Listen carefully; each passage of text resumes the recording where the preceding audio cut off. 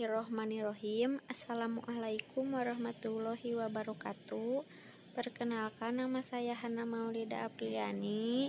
Di sini saya akan menjelaskan tentang tanaman Angiospermae, yaitu tanaman jagung.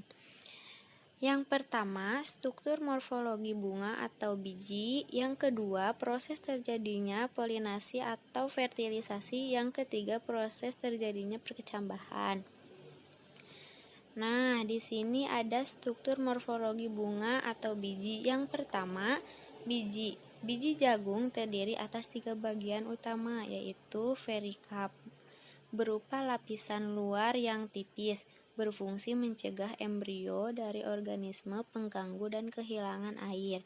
Endosperm sebagai cadangan makanan mencapai 75% dari bobot biji yang mengandung 90% pati dan 10% protein, mineral, minyak, dan lainnya. Dan embrio yaitu lembaga sebagai miniatur tanaman yang terdiri atas plamule, akar radikal, stotelum, dan koleptil.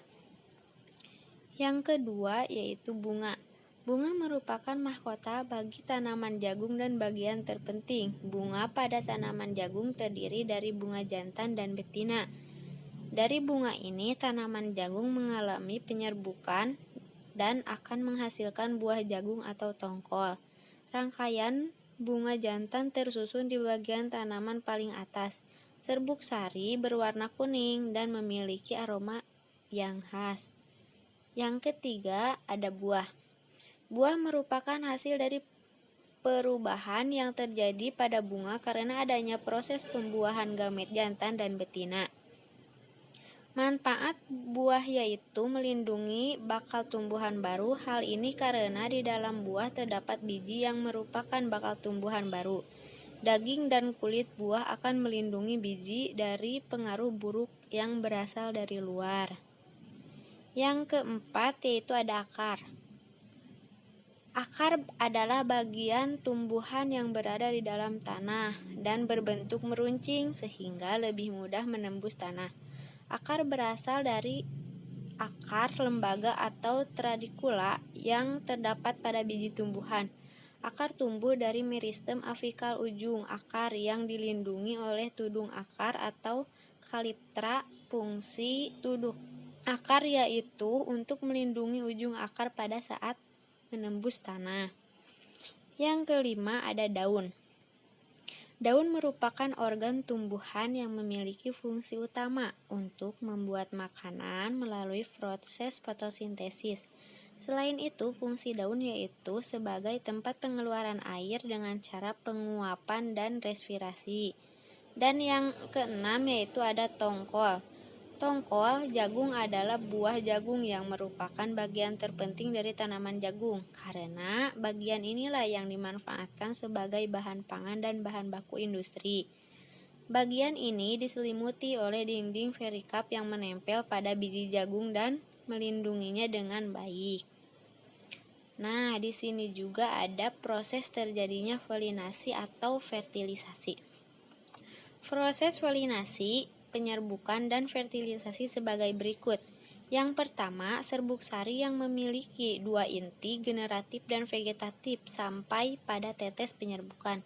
Yang kedua, serbuk sari akan masuk ke dalam bakal biji melalui mikrofil atau ruang serbuk.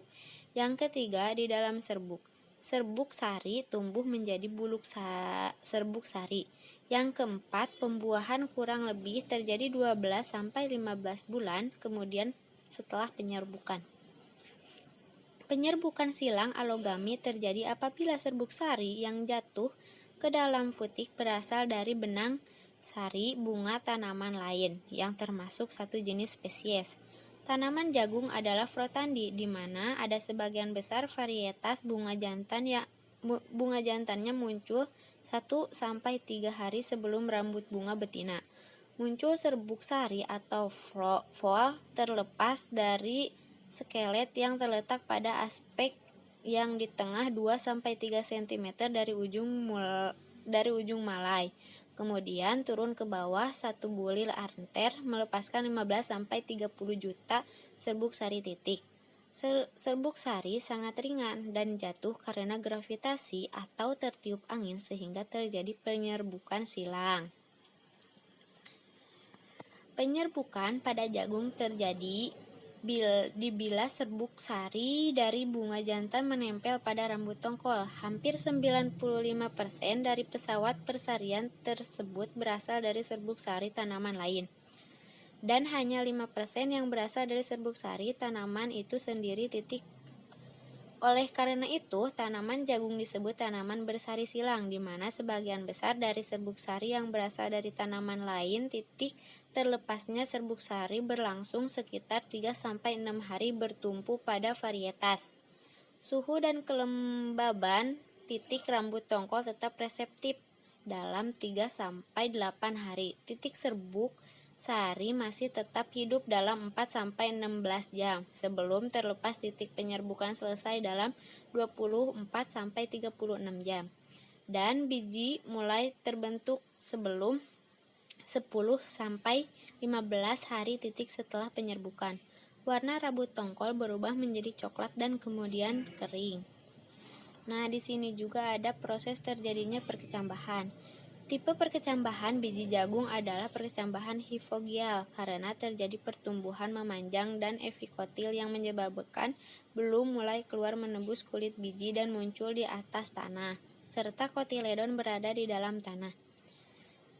Berkecambahan benih jagung terjadi ketika radikula muncul dari kulit jagung.